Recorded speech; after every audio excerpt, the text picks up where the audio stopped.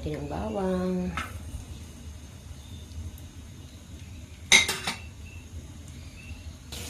Pwede na natin ilagay yung sibuyas.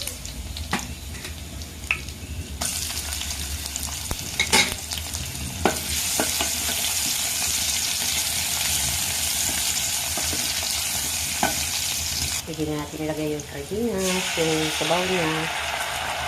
Mamaya na yung laman mga katiging kasi madudurog siya. Yung sabaw lang muna. Lalagyan na natin siya ng tubig mga katiging.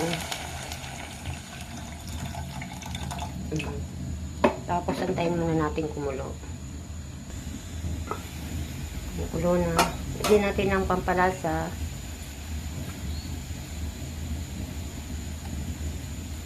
Tapos asin.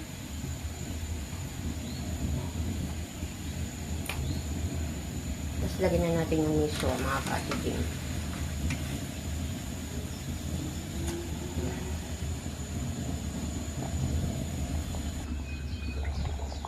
Pwede na natin ilagay yung laman ng sardinas mga katiging.